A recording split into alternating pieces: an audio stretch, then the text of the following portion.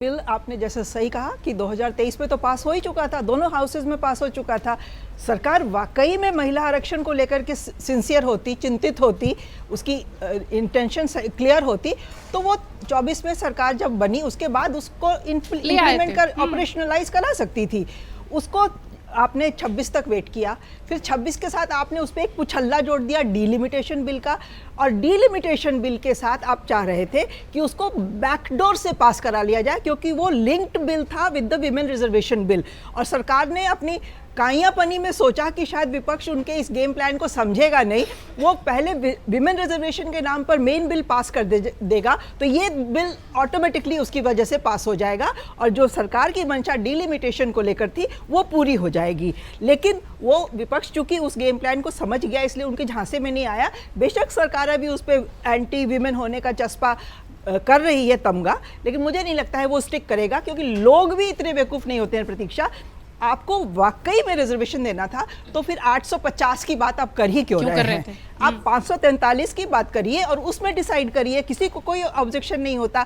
तो पहले आप विमेन रिजर्वेशन के साथ 850 सीटों का एक कंडीशंस अप्लाई, जैसे मार्केट में दुकानों में आपने देखा होगा conditions apply up to 50% off वाला जो मामला होता है, स्टार लगा के, यस, और वो इतना छोटा लिखा होता है कि नॉर्मली कस्टमर उसके झांसे में आ जाता है और वो समझ ही नहीं पाता है। तो ये जो up to 50% off, Amit Shah ने बाद में कहा भी कि हम 50% सीटें बढ़ा देंगे। अरे 50% सीटें अगर आप वाकई इंटेंशन था बढ़ाने का तो उसको बिल में पहले ही इनकॉर्पोरेट करना चाहिए था।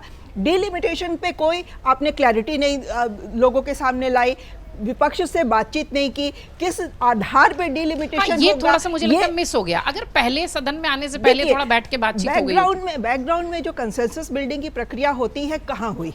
कब सरकार सीनियर अपोजिशन लीडर्स के साथ बैठ के इसके ऊपर चर्चा की? डिलिमिटेशन बिल भी विपक्ष नहीं अपोज करता अगर सबको कॉन्फिडेंस में लेके एक लेजिटिमेट फार्मूला सबके सामने रखा जाता और उस पर बहस होती। तो वो सब कुछ ना करके आपने सोचा कि आप सबकी आंखों में धूल झोंक के इसको आगे बढ़ा लेंगे, इसको पास करा लेंगे और साथ साथ ये दोनों यूनियन टेरिटरी और डिलिमिटेशन परिसीमन भी पास हो जाएगा। वो हो नहीं पाया और मुझे नहीं लगता है कि विपक्ष को एंटी विमेन होने का जो वो तमगा दिया है कल अमित शाह जी ने और मोदी जी ने, वो चिपकेगा, क्योंकि जनता समझ रही है, ये गेम प्लान जनता समझ रही है। वाकई में 543 में देके अगर सरकार चाहती तो आज की डेट में भी उस बिल को लागू किया जा सकता था। इनफैक्ट जिस दिन वोटिंग होनी है उस बिल पे, उसके एक रात पहले आप उसको नोटिफाई करते हैं गजट में, सूचना जारी होती है, और वो भी चुपके वो भी चुपके। तो जहां इतनी सीक्रेसी है, जहां इतनी आंख मिचोली है, वहां कुछ तो दाल में काला है ना। तो वो जनता भी समझ रही है, वो विपक्षी पार्टियां भी समझ रही हैं। तो ठीक है, एक मैसेजिंग सरकार करना चाहती थी, एक नैरेटिव बनाना चाहती थी। अब ठीक है, उनके लोग तख्ती लेके घूमेंगे, कांग्रेस एंटी विमेन है, राहुल गांधी एंटी वुमेन है, उसको जेल में डालो, ब्रिटिश नागरिक है बाहर करो, ये सब चलेगा। तो उससे, लेकिन उसमें मुझे नहीं लगता है कि डैमेज होना है बहुत ज़्यादा विपक्ष को।